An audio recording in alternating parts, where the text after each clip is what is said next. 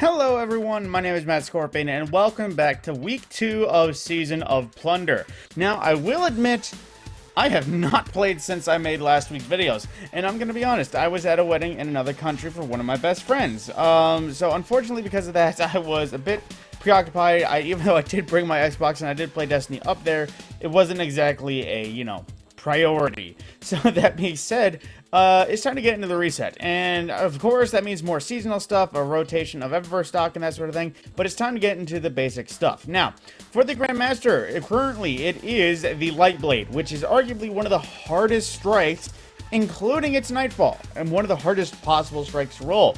Now, currently, obviously, Nightfall isn't available, but the normal one is, and if you actually run the normal, you get the chance to acquire Mindbender's Ambition.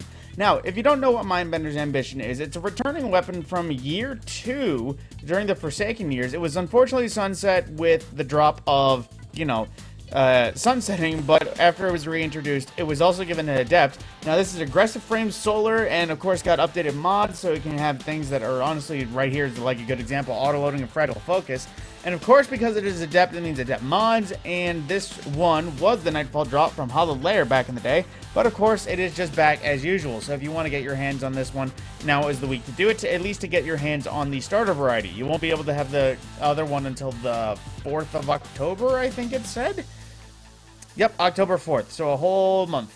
But that being, wait, is that a whole month? Yes, it's a whole month. But that being said, as well as Gambit, we do have bonus infamy active, so if there's any reasons you need to power through Gambit, now is the time to do that. But aside from that, as well with Crucible, with our rotator maps, we do have Rift back outside of Iron Banner. So if you didn't want to have to deal with Iron Banner and just want to play some Rift, it has been a little bit adjusted as per requests and feedback as last season. If you want to see one of the patch notes for it, it should either be in the seasonal update or one of the many TWABs up until this last season. So, into the rest of the thing for Legends, our King... Oh, I didn't even realize Kingswall was there. But I haven't, like I said, I haven't launched it for it. But our rotating events, let's see, I believe it is Garden of Salvation for, yep, it's Garden of Salvation as well as Pit of Heresy for our weekly pinnacles. So if you want to run Garden and also get any of its challenge mode for farming, I'd recommend doing this, although this is not one to farm the exotic for, as its exotic is the only quest exotic for a raid, and oddly the hardest one to get somehow. Because I know people are still trying to get a Vex, but at the same time, it's like, holy crap, I'd rather go for that than another Divinity run. But in terms of everything else in the world, let's see, for our Catch Crash, the offensive, because I know it's going to change, let's see, it is Ransacks, whoever Ransacks is. Privateer is the captain of a rival pirate ship found in Catch Crash activities. That is the current boss for this week, and I had a feeling it actually rotated in and out depending on the week, because it specifically told us what it was last week. But as well with the expeditions, let's see, it is a playlist, so let's see, Spider Associate, Solar Singe, Overload, Unstoppable, and it doesn't give us an option, so it's likely different, although it might change per treasure map. I haven't actually delved into the season, so it might just be a playlist of different expeditions. I don't think there is a weekly one just yet. But of course, like I said before, the seasonal story is of course continuing forward, so there's more of that to do. But in terms of last thing to cover for the season, it is the weekly challenges. Now, I didn't cover them last week because I usually don't, but they're always this simple. But Antiquarian, number 2, return the second relic to the helm. Also defeat Fallen, defeating them with precision final blows at war bonus progress. And Repute to upgrade your star chart. As well as Expedition 1, which is complete 3 expeditions and gather 25 treasures. Which is basically running expeditions and earning stuff. And it also gives you Repute and Challenger XP. Then next, Seeker's Cache. Completing bounties from the star chart or on Nessus, Cosmodrome, or Europa. So, basically that, as well as decipher a small treasure beacon available from the star chart in the helm. So, doing more seasonal stuff. Then, we also have defeating targets with SMGs specifically, but of course, defeating targets in Catch Crash and defeating Guardians will award bonus progress on it. Then we also have Cosmodrome activities, which is, bounties, patrols, public events, and lost sectors in the Cosmodrome. And we also have Lost in the Legend, which is completing a lost sector on Legend or higher. If you don't know what that means, it's basically look around the world. Today, it is in the EDZ, but basically when you see a lost sector symbol on the map, doing either of those modes is Legend or higher, and that will complete it. Whether or not you complete it or get an exotic, you just have to finish it. Then we also have close range calibration going along with the submachine gun. With sidearms, submachine gun, shotguns, or glaives, and swords, and the Cosmodrome, use those weapons, you'll be able to finish that and get a little bit of Challenger XP. Then, of course, the Gambit challenge being bank, kill, repeat. Earn points by banking motes, defeating blockers, and defeating guardians in Gambit for 200 points. Then the Crucible one, defeating guardians with arc damage. Bonus progress is granted for defeating blinded opponents. So they basically want to have Titans throw flashbangs and thunderclaps, to put it simply. Then we also have Anti-Cabal Sweep, defeating Cabal combatants in Vanguard playlists or strikes. It doesn't have to be bosses, just combatants. So I'd recommend something like Arms Dealer or any other. Was there a Cabal strike that came out? Let's say, I can't say. But yeah, pretty much I'd recommend either Arms Dealer or maybe Inside Terminus. Although I'd recommend Arms Dealer first, just because I've said it so many times.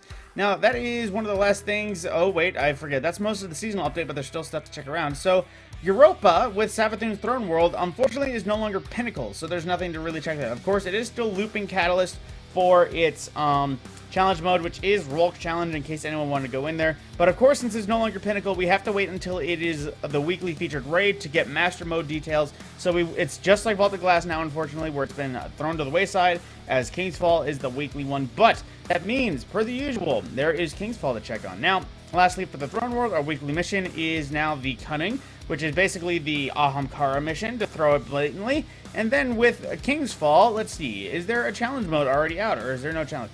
There's no challenge mode. So, unfortunately, we just won't have a challenge mode for Adept Gear or Masterwork stuff and that sort of thing. But hopefully we get that sort of stuff soon for King's Fall. And like I said with Vault of Glass, it is the same thing as, what's it called? Vow, where currently the only drops that are unique are the raid exotics. But aside from that, there's no master mode, so there's no update on what challenge is available for, you know, the time lost weaponry or adept weaponry, however they put it. That being said, that's everything else throughout the world to check in on, aside from something maybe in the star chart. I'm not exactly sure. I'll find out by next season if there's anything unique at the star chart that isn't just basically the new seasonal stuff. But lastly, time to check the armory to see if we have any new goodies. Now, as well, I'd also recommend, before getting into this majorly, there is a quest that you can visit the Enclave on Mars for. Basically, if you do the quest, it'll give you 2 red border Amit AR2s as well as the Taipan 4FR. So, I remember last time I mentioned when I went through the weaponry, sure, keep an eye out for good rolls of that, but they are both craftable. So, I'd recommend that you guys just kind of, in terms of going to Banshee looking for new guns, at least in terms of these two, I'd recommend you just go and make them yourself and actually level them up so they can be made to your liking. But aside from that, the weapons available, NUD, the knockoff of Antiope. It's not bad. It's, you know, a Hake one, so it has the little benefit, but honestly, this roll is kind of terrible, and there's not many rolls to make it better. Then we also have Boudica C, which is a new Hake sidearm that was reintroduced for this season. Now, its rolls actually seem interesting, because it has Slick Draw, which is basically better draw speed with less target acquisition, things like Surrounded for more damage in groups. Sounds like it actually could be a good PvE pistol, plus Hake, it makes it so it's good against vehicles, turrets, barricades, and stasis crystals, that sort of thing. So, it's weird to see, and also it's vertical, so I don't remember many sidearms being a precision frame. Then we also have Contingency Plan, which is a very good Viced Scout Rifle, which sadly hasn't been updated for the Viced Origin perk yet, although it is a Viced Rapid Fire. Now, while No Distraction Thresh is probably the worst roll that you could possibly get on one of these, things like Outlaw and Kill Clip are definitely options that I would go for, because Kill Clip can make this a 3-tap in Crucible for mid-range, I'd say Resilience. But then again, with all the new resistances going about, it's hard to say what can kill now. Then we also have, like I said, Amit AR4, which can be crafted, so kind of picking one of these up is like you need a solar auto rifle bounty, and you don't have materials to craft, so you just kind of go for that. And we also have Typhon GL5, a regular appearance, given that I'm pretty sure this is the exact roll from last week with Demolitionist and Explosive Light, and even the high explosive ordnance. But, you know, Stasis Grenade Launcher, lots of great rolls. I would definitely recommend keeping an eye out for it, just in case, because that is not craftable for some reason. Then, like I said prior, Taipan 4FR. It's a new Viced Linear Fusion, which means it's one of those things that it was immediately king of DPS just because it has a Viced perk, which randomly can reload the mag. Things like Triple Tap and Box Breathing does give it a pretty good damage option, but, you know, it's hard to say. I haven't looked into whether or not that's actually worth it compared to my 4th time to charm Focus Fury Cataclysmic, because that thing dropped God Roll, and I haven't needed to craft it since. Aside from that, that is pretty much everything I'm going to cover in the reset. Of course, I will still cover, like, with the start of the new season, I will cover the cosmetics at Eververse available for Bright Dust. As I love that shot of my Guardian with Dank right over it, right over its visor. That was perfect.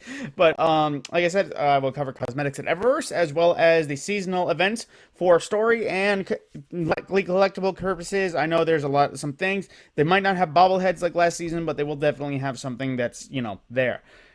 My name is Master Scorpion. I'll see you in the next video.